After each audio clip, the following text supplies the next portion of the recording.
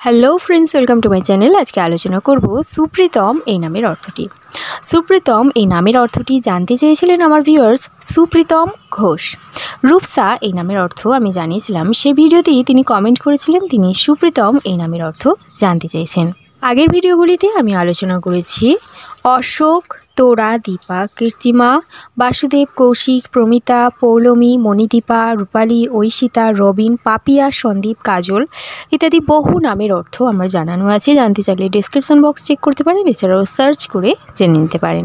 সুপ্রীতম এই নামের ইংলিশের স্পেলিংটি হচ্ছে SUPRITAM, সুপ্রীতম। সুপ্রীতম নামটি হচ্ছে একটি ভারতীয় নাম এবং এটি হিন্দু ছেলেদের নাম হিসাবে রাখা হয়ে থাকে। বিশেষ করে হিন্দু ছেলেদের নাম হিসাবে এটি প্রচলিত একটি নামের মধ্যে রয়েছে।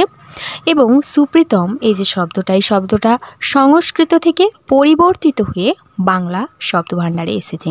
সুপ্রীতম শব্দটি একটি সংস্কৃত শব্দ, সেটা কিছুটা পরিবর্তিত হয়ে বাংলা শব্দভাণ্ডারের মধ্যে এসেছে। এবং সুপ্রীতম এই যে নামটা, এই নামটা ভারতসহ অন্যান্য হিন্দু প্রধান দেশগুলোতেও প্রচলিত একটা নামের মধ্যে রয়েছে।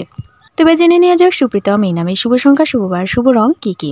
সুপ্রীতম এই নামের শুভ সংখ্যার মধ্যে রয়েছে 1, 4, 6, 7, 9 ইত্যাদি সংখ্যাগুলো এনাদের পক্ষে খুবই শুভ সংখ্যা। শুভ বারের মধ্যে রয়েছে রবিবার, সোমবার, বৃহস্পতি, শনি ইত্যাদি বারগুলো এনাদের পক্ষে খুবই শুভ।